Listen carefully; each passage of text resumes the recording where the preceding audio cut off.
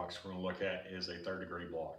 Third-degree blocks is kind of the more significant, it's the granddaddy of the blocks. And so the third-degree AV blocks, what's happening here, it may occur at the AV node, the bundle of his, or bundle branches. It may occur anywhere in the AV node or AV junction. So third-degree block with an inferior MI, probable block at the bundle of his, resulting rhythm is usually stable. And these are usually escape rhythms. Why? Is because we have no communication between the atria and to the ventricles. What's happening in the atria stays in the atria. What happens in the ventricle stays in the ventricles. There's no connection between the two. Normal process takes the SA node, impulse depolarizes the atria, impulse goes to the AV node holds on to it, allows for atrial kick, sends it down to the ventricles, and ventricles depolarize. In the case of a third-degree block or a complete AV block, the atria sinus mechanism, the SA node sends out the impulse, atria depolarize, but once it gets to the AV node, that's it. The AV node is not sending that information down. So as far as the consistency of the AV node, and it thinks it's not received, a signal has not occurred because it hasn't received one, because it hasn't. It's been blocked somewhere or another. So the AV node or AV junction decides, well, I've not received the signal, so I'm going to start pacing the heart. I'm going to start generating my own impulse, because that's what an escape beat does, right? So in this case, it becomes an escape rhythm, not just a singular beat. So the AV node is not receiving a signal from the atria, even though the atria are doing its things. So the AV junction is sending out the escape rhythm. So if it's coming from the AV junction, we have narrow complexes. So narrow complexes, here, same thing, 0.10 seconds or less for narrow complexes. Now, if it's ventricular, so if we have a ventricular escape, same thing's happening. We have atria is depolarizing normally. The impulse goes to the AV node. The AV node either does not receive it or is not sending it down. So there's no communication. So the AV junction, it did not send an impulse to pace the heart or to create its own rhythm. So in this case, the ventricles are. So it's happening beneath the bundle of his, or maybe even in the Purkinje system for that ventricular complex to occur. So then we have a ventricular escape rhythm. So you could imagine this. You have P wave asystole. What's happening with P wave asystole? You have P waves with no QRS complexes following. So imagine that's what's happening in the atria, because that is what's happening in the atria. And then take a ventricular escape rhythm or a junctional escape rhythm. Junctional escape, narrow complex, ventricular rate, ventricular escape, wider complex.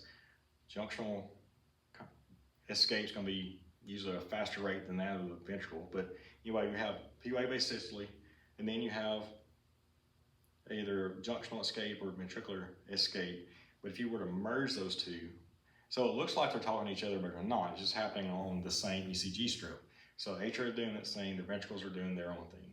So what that's going to mean, and since there's no communication, so your P to P rate interval is normal. So your P to P interval is normal. Your R to R, I say normal, it's regular. Your R to R interval, so the distance between the QRS complexes are regular.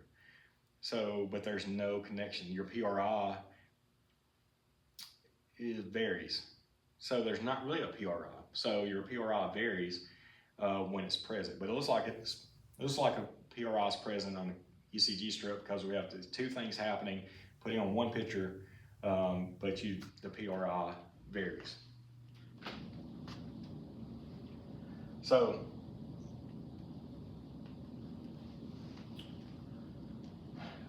again, in summary, a third-degree block, your atria or your P waves are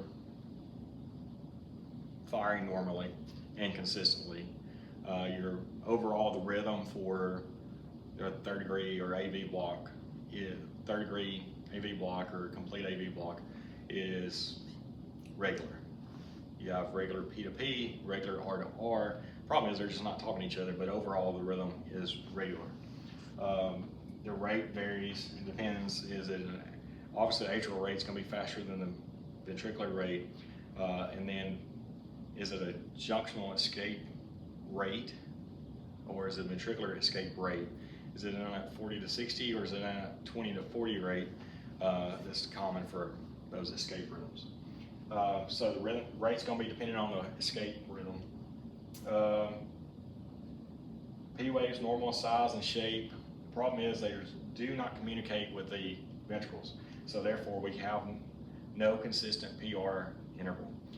PR interval is present by looking at the ECG strip, but in theory there's no communication between the atria and the ventricle, so therefore there's not a real PR interval. So PR intervals, we have none because, again, they're not talking to each other. On the ECG strip, it may look like there's a PR interval because it's showing up on the same piece of paper, but they're kind of fictitious. There's two things happening in the same picture that's not really occurring. QRS may be narrow or wide depending on the escape rhythm. Is it happening higher up in the AV junction? So is it a junctional escape, or is it happening lower down in the bundle of his or in the ventricles? That's going to be a ventricular escape. So what causes it? When associated with an inferior MI, often resolves on its own within a week. If, obviously you have to have reperfusion and all that stuff. A third-degree block associated with anterior MI may develop suddenly and without warning, usually 12 to 24 hours after onset of acute ischemia. So if the QRS is narrow and patient symptomatic due to slow rate, atropine, or transcutaneous pacing. Now, why? Usually a third-degree AV block means is a contraindication for the use of atropine. However, you really got to look at the width of the QRS complex.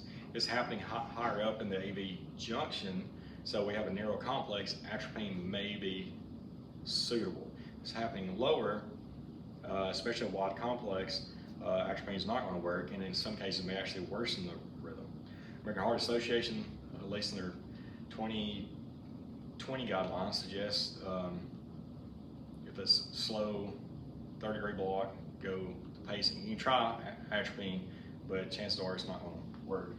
If QRS is wide, patient symptomatic, transcutaneous pacing should be instituted while preparations are made for transvenous pacing. So third-degree block, narrow complex, you can try atropine, or you can go straight to transcutaneous pacing. If you have a wide third-degree block with wide complex, atropine is not going to work, go to transcutaneous pacing. Again, this is if your patient is unstable, or they're going to be symptomatic more than likely, associate those other complaints, whether or not it's chest pain, acute coronary syndrome, etc.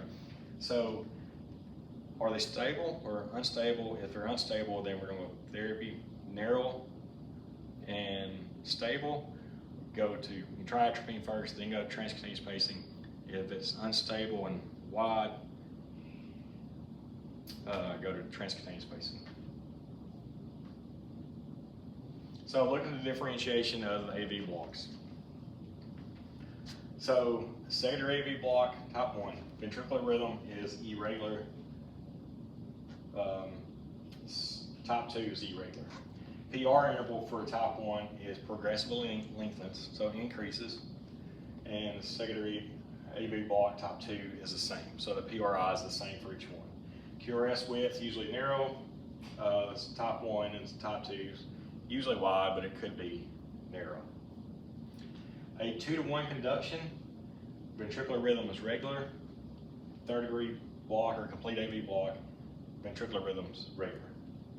PR interval is a constant with a 2-to-1. Third degree, there's no relationship between the P waves and the QRS, so there's not a PRI, but if you did see the PRI, it's not the same. And QRS width may be narrow or wide with a 2-to-1, and narrow or wide with a third degree. It really depends on the escape rhythm that's occurring. Is it happening higher up toward the AV node, or happening lower down? So if you have any questions, please reach out. Do your homework, treat your patient, understand the rhythms, One of the processes with ECG interpretation is understanding what's normal, recognizing what's abnormal, and then start doing a process of elimination. So that's my word to the wise, is understanding your rules, start a process of elimination. And it's really simple, right? Do you have P waves or P waves upright? Yes. Okay, well, that knocks out everything but sinus rhythm, right? So now we look at the rate. Do you, PRI, what's PRI? Is it greater than 0.20 seconds? If it is, it means it's a first degree block. You have one P wave for every QRS. So all those help you narrow down and determine what the rhythm is. For instance, if we have an irregular rhythm, no identifiable P waves, so irregular rhythm, no identifiable P waves, what were chances are your guesses, right? So if we have no identifiable P waves, so that tells us it's not a sinus rhythm. If a narrow complex, it tells us not a ventricular rhythm, so it's irregular is usually associated with a field. So it's kind of take that mindset when you go to rhythm interpretation. While you do need to understand the rules, when I say the rules, your rate, rhythm, P, PRI, and QRS complexes, those are important in understanding what's normal, so we can start looking at a process of elimination otherwise. So hopefully this helps. AV blocks can be confusing. I find AV blocks to be very, entertaining to interpret. It's just not entertaining to